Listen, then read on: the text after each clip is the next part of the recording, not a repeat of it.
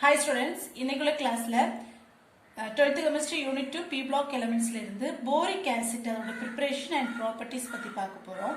So இந்த boric acid நம்ம முன்னாடி borax preparationல பார்த்திருந்தோம்ல. அதாவது நம்ம எடுக்கக்கூடிய காம்பவுண்ட்ல போரான் இருந்ததுன்னா வாட்டர் கூட டிசால்வ் ஆகி நமக்கு என்ன கிடைக்கும்? boric acid கிடைக்கும் அப்படினு இது பார்த்திருந்தோம் இல்லையா? அதோட ஃபார்முலா ஞாபகம் இருக்கா? என்னது? H3BO3. So இது எப்படி எழுதலாம் அப்படினா OH thrice, அதாவது இந்த B மட்டும் தனியா வெளியே எடுத்துட்டு H3 இருக்கு O3 இருக்கு. சோ ரெண்டும் சேர்த்து ஒரு thrice போட்டோம்னா என்ன ஆயிடும்? ஈக்குவல் ஆயிடும். சேம் ஃபார்முலா மாலிகுலர் ஃபார்முலா தான். ஆனா அது எழுதுறது தான் நம்ம டிஃபரெண்டா எழுதி இருக்கோம். சோ இது போரிக் ஆசிட்னு சொன்னோம். இதுக்கு இன்னும் அதர் நேம்ஸ் எல்லாம் இருக்கு. என்னன்னு பாத்தீங்கன்னா அர்த்தோபோரிக் ஆசிட் அப்படின்னு சொல்லிக்கலாம், இல்ல போரான் ட்ரை ஹைட்ராக்சைடுன்னு சொல்லிக்கலாம், இல்ல ஹைட்ரஜன் போரேட் அப்படின்னு இது கூட நேம் சொல்லிக்கலாம். நம்ம யூஸ்வலா அதிகமா யூஸ் பண்றது என்னன்னா போரிக் ஆசிட் ஆர் அர்த்தோபோரிக் ஆசிட் அப்படின்னு இந்த ரெண்டு நேம் தான் நம்ம அதிகமா யூஸ் பண்ணுவோம். ஸோ நெக்ஸ்ட் என்ன பார்க்க போறோம்னா இந்த போரிக் ஆசிட்டை எப்படி ப்ரிப்பேர் பண்றது அப்படின்னு பார்க்கலாம். ஸோ இந்த ப்ரிப்பேர் பண்றதுக்கு நம்ம ரெண்டு மெத்தட்ல ப்ரிப்பேர் பண்ணலாம். என்னன்னா ஒன்னு போரேக்ஸ் யூஸ் பண்ணி ஆசிட் கூட போரேக்ஸ் ஆட் பண்ணி ப்ரிப்பேர் பண்ணலாம், இல்ல கொலமினேட் ஓர் எடுத்து சல்ஃபர் டை ஆக்சைடு கேஸ் பாஸ் பண்ணியும் நம்ம போரேக்ஸ் ப்ரிப்பேர் பண்ணலாம். இப்போ ப்ரிப்பரேஷன் பார்த்துருப்பாரு. ஃபர்ஸ்ட் போரேக்ஸ் எடுத்துக்கலாம். போரேக்ஸ் ஃபார்முலா Na2B4O7. என்ன சொன்னோம்? ஆசிட் ஆட் பண்றோம். அப்ப ஆசிட் என்னதுங்க? Sulphuric acid H2SO4. இப்ப சொல்யூஷன் ஃபார்ம்னு சொன்னேன்ல, போரேக்ஸை நம்ம சொல்யூஷனா மேக் பண்றோம் அப்படின்னு. இப்ப சொல்யூஷனா கண்டிப்பா என்ன ஆட் பண்ணணும்? H2 ஆட் பண்ணணும்.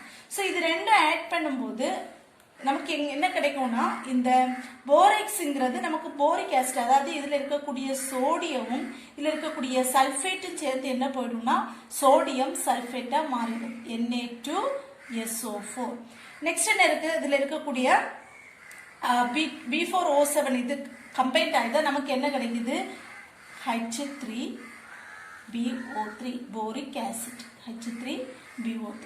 இப்போ சிம்பிள் ரியாக்ஷனை பாருங்க. போரேக்ஸ் எடுத்து சொல்யூஷன் ஃபார்ம்ல எடுக்கிறோம். ஸோ H2 ஆட் பண்றோம்.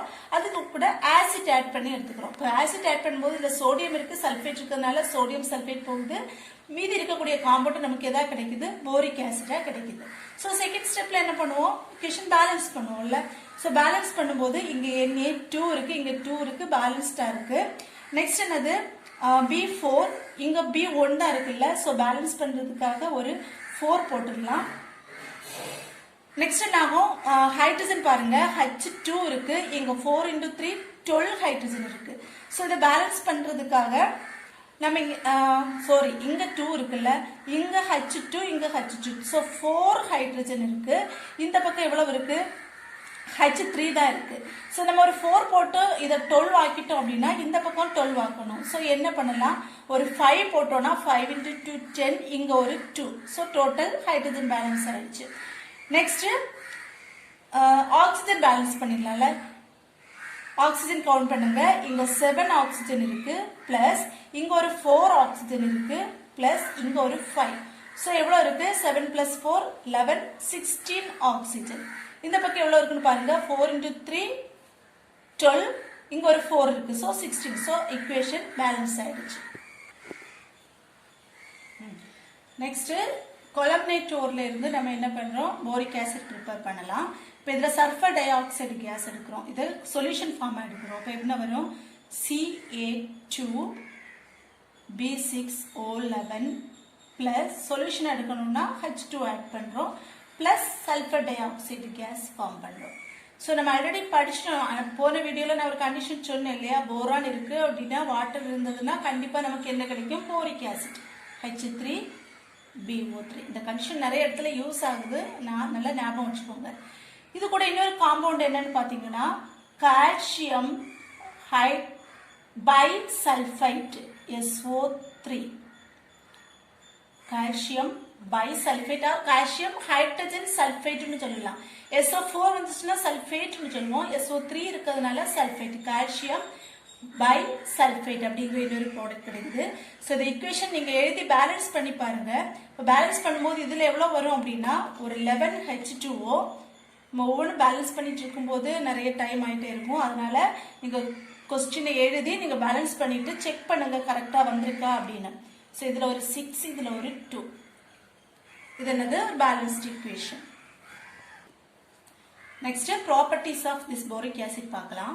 ஸோ ஃபர்ஸ்ட் என்ன சொல்லியிருக்காங்கன்னா boric acid is a colourless transparent crystal. டிரான்ஸ்பேரண்ட்னா தெரியும், கிளாசி மாதிரி இருக்கும்ல, அதான் என்ன சொல்லுவோம் டிரான்ஸ்பேரண்ட் கிறிஸ்டலா இருக்கக்கூடியது. நெக்ஸ்ட் என்ன சொல்றாங்க, it is a weak monobasic acid. ஆசிட்னா நமக்கு தெரியும் என்னது, it must attract donate H plus ion. Acid அப்படின்னாலே அதோட டெஃபினிஷன் என்ன சொல்லுவோம், H பிளஸ் அயானை இது டொனேட் பண்ணணும் அப்படின்னு சொல்லுவோம். ஆனா இந்த போரிக் ஆசிட் என்ன பண்ணுவோம்னா H பிளஸ் அயானை டொனேட் பண்றதுக்கு பதிலா OH மைனஸ் அயானை அட்ராக்ட் பண்ணுது. அதனாலதான் இது என்ன சொல்றோம் அப்படின்னா ஒரு வீக் மோனோ பேசிக் ஆசிட் அப்படின்னு சொல்றோம். ஸோ இப்போ பாருங்க போரிக் ஆசிட் எடுத்திருக்கோம் BOH thrice. இதில் எவ்வளோ வாட்டர் மாலிகூல்ஸ் எடுத்திருக்கோம்னா 2H2 எடுத்திருக்கோம். இப்போ நம்ம என்ன சொன்னோம், இது it is a weak monobasic acid, so it attract OH minus ions அப்படின்னு சொன்னோம். ஸோ இந்த H2ல இருக்கக்கூடிய ஒரு H2O அப்படியே வச்சுக்கலாம். இன்னொரு H2O எப்படி ஸ்பிளிட் ஆகும், H பிளஸ் அண்ட் OH மைனஸா ஸ்பிளிட் ஆகுது. அப்போ இது OH மைனஸ் அயானை தானே அட்ராக்ட் பண்ணும். அப்போ இந்த OH மைனஸ் அயான் இங்கே அட்ராக்ட் ஆகும்போது ஆல்ரெடி OH3 இருக்கு, அப்போ எவ்வளோ ஆச்சு, OH4 ஆயிடும். இன்னொரு OH அட்ராக்ட் பண்ணிடுச்சுல OH4. ஸோ பிளஸ் இங்க H2O ஒன்று நம்ம வச்சிருக்கோம் இல்லையா, அந்த H2Oவும் இந்த H பிளஸும் சேரும் போது என்ன ஆயிடுச்சு, H3O. இது பிளஸ் ஹைட்ரோனியம் அயான், இது என்னது நெகட்டிவ் சார்ஜ் ஆஃப் அயான். இதுதான் ஃபர்ஸ்ட் ப்ராப்பர்ட்டி. ஸோ நெக்ஸ்ட் அடுத்த ப்ராப்பர்ட்டி என்னன்னு பார்க்கணும்னா போரிக் ஆசிட் சோடியம் ஹைட்ராக்சைடு கூட ரியாக்ட் பண்ணும்போது it form 2 types of salt. என்னெல்லாம் அப்படின்னா சோடியம் மெட்டாபோரேட். சோடியம் மெட்டாபோரேட் ஃபார்ம்ல என்னது NaBO2 sodium metaborate and sodium tetraborate Na2B4O7. இதுல என்ன ஆகும்னா வாட்டர் மாலிகூல் ரிமூவ் ஆகுது. H2O இங்கேயும் H2O ரிமூவ் ஆகுது. ஸோ இந்த ஈக்குவேஷனை பேலன்ஸ் பண்ணுங்க. இப்போ பேலன்ஸ் பண்ணும்போது இதுல மட்டும் ஒரு 2H2O போடுற மாதிரி இருக்கும். இந்த ஈக்குவேஷன் பேலன்ஸ் பண்ணீங்கன்னா இங்க ஒரு 4H3 ஒரு 2 இங்க ஒரு 7H2O. ஈக்குவேஷன் பேலன்ஸ் பண்ணி பாருங்க. ஏன்னா நிறைய ஈக்குவேஷன் நம்ம பேலன்ஸ் பண்ணிட்டோம், அதனால நீங்களே ட்ரை பண்ணி பார்த்துட்டு இது கரெக்டா வருதான்னு செக் பண்ணி பாருங்க. நெக்ஸ்ட் ப்ராப்பர்ட்டி என்னன்னா ஆக்ஷன் ஆஃப் ஹீட். அதாவது டிஃபரெண்ட் டெம்பரேச்சர்ல நம்ம அர்த்தபோரிக் ஆசிட் டிஃபரெண்ட் டெம்பரேச்சர்ல ஹீட் பண்றது. ஸோ ஒரு இம்பார்ட்டன்டான ஒரு 2 மார்க் கொஸ்டின் இது. கொஸ்டின் என்ன கேட்பாங்கன்னா explain the action of heat on orthoboric acid. Orthoboric ஆசிட்டை ஃபர்தரா ஹீட் பண்ணும்போது என்ன நடக்குது அப்படின்னு கேட்பாங்க. ஸோ அதுக்கு இந்த 3 ஈக்குவேஷன் எழுதினீங்கன்னா அப்படியே 2 மார்க் உங்களுக்கு ஈஸியாக கிடைச்சிடும். ஸோ ஃபர்ஸ்ட் என்ன எடுத்துக்கிறோம்னா அர்த்தோபோரிக் ஆசிட் H3BO3 எடுத்து 373 கெல்வினுக்கு இதை ஹீட் பண்றோம். இப்போ ஹீட் பண்ணும்போது நமக்கு இதுல இருந்து என்ன கிடைக்கும்னா மெட்டாபோரிக் ஆசிட். ஃபார்முலா நல்லா ஞாபகம் வச்சுக்கோங்க, மெட்டாபோரிக் ஆசிட் HBO2. இதுல இருக்கக்கூடிய இன்னொரு ரிஏஜென்ட் என்னன்னா H2O, லீவிங் காம்பவுண்ட் H2O. இப்போ இந்த ஈக்குவேஷன் பேலன்ஸ்டா தான் இருக்கு பாருங்க, H3BO3. ஸோ நெக்ஸ்ட் ஒன்று என்ன பண்றோம்னா இந்த மெட்டாபோரிக் ஆசிட் எடுத்து திரும்ப நம்ம 413 கெல்வினுக்கு ஹீட் பண்றோம். ஹீட் பண்ணும்போது இது என்ன மாறுதுன்னா டெட்ராபோரிக் ஆசிட்டா மாறுது. ஃபார்முலா என்னன்னு பாத்தீங்கன்னா H2B4O7 பிளஸ் H2O. புரியுதா? ஃபர்ஸ்ட் மெட்டாபோரிக் ஆசிட் கிடைக்குது. மெட்டாபோரிக் ஆசிட் இன்னும் ஃபர்தரா 413க்கு ஹீட் பண்ணும்போது அது என்னது டெட்ராபோரிக் ஆசிட்டா மாறுது. இப்போ இந்த ஈக்குவேஷன் பேலன்ஸ் பண்றதுக்கு இங்க போரான் 1 இருக்கு, இங்க 4 இருக்குல்ல, சோ இந்த பக்கம் ஒரு 4 போட்டீங்கன்னா இந்த ஈக்குவேஷன் பேலன்ஸ் ஆயிடும். நெக்ஸ்ட் இந்த டெட்ராபோரிக் ஆசிட் எடுத்து ரெட் ஹாட் டியூப்ல, அதாவது ரொம்ப ஹீட்டா இருக்கக்கூடிய ஒரு டியூப்ல நம்ம போட்டு என்ன பண்றோம், இந்த டெட்ராபோரிக் ஆசிட்டை ஹீட் பண்றோம். இப்போ டெட்ராபோரிக் ஆசிட் ஹீட் பண்ணும்போது இதுல இருந்து கிடைக்கக்கூடியது என்னன்னா boron trioxide B2O3 plus H2O. So இது ஈக்குவேஷன் பேலன்ஸ் பண்றதுக்காக இங்க B4 இருக்கு, இங்க ஒரு 2 போட்டீங்கன்னா இந்த ஈக்குவேஷன் பேலன்ஸ் ஆயிடும். இதானது ஆக்ஷன் ஆஃப் ஹீட்ல இம்பார்ட்டன்ட். போரிக் ஆசிட் அமோனியா கூட ரியாக்ட் பண்ணுது. அப்போ நமக்கு அமோனியாவில் நைட்ரஜன் இருக்கு, இங்க போரான்ல B இருக்குல்ல, போரான் இருக்கு. ஸோ போரானும் நைட்ரஜனும் சேர்ந்து கண்டிப்பா நமக்கு போரான் நைட்ரைடு தான் கிடைக்கும். ஸோ போரான் நைட்ரைடு ஃபார்முலா என்னன்னு பாத்தீங்கன்னா Bn பிளஸ் இதுல இருக்கக்கூடிய, அதாவது போரானும் நைட்ரஜனும் போயிடுச்சு, இப்போ பேலன்ஸ் இருக்கக்கூடியது இங்க ஹைட்ரஜன், இங்க OH. ஸோ HOH கம்பைன் ஆகும்போது நமக்கு என்ன கிடைக்கும், வாட்டர் மாலிகூல் கிடைக்கும். ஸோ இந்த ஈக்குவேஷன் பேலன்ஸ் பண்றதுக்கு இங்க ஒரு 3 ஹைட்ரஜன் இருக்கு, இங்க ஒரு 3 ஹைட்ரஜன் இருக்கு. ஸோ 6 ஆயிடுச்சு இல்ல, ஸோ இதை பேலன்ஸ் 3 போட்டோம்னா ஈக்குவேஷன் பேலன்ஸ் ஆயிடும். ஸோ நெக்ஸ்ட் ப்ராப்பர்ட்டி என்னன்னு பார்த்தீங்கன்னா எத்தில் போரேட் டெஸ்ட். அதாவது போரிக் ஆசிட் எடுத்து எத்தில் ஆல்கஹால் கூட ரியாக்ட் பண்ணும்போது எத்தில் போரேட் ஃபார்ம் ஆகுது. ஸோ இது ஒரு முக்கியமான கொஸ்டின் தான். அர்த்தோபோரிக் ஆசிடோட எத்தில் ஆல்கஹால் கூட ரியாக்ட் பண்ணக்கூடிய ரியாக்ஷன் என்னன்னு.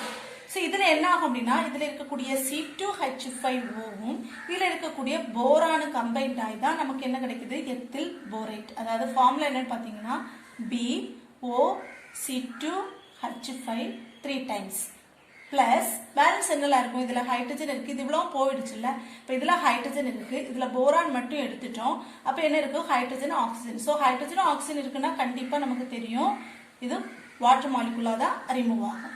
ஸோ இந்த இக்குவேஷன் பேலன்ஸ் பண்ணுறதுக்காக நமக்கு ஹைட்ரஜன் செக் பண்ணிங்கன்னா தெரியும். இதில் ஒரு 3 ஹைட்ரஜன் போட்டு இதில் ஒரு 3, ஏன்னா இங்கே C2H5 3 போட்டிருக்கோம்ல.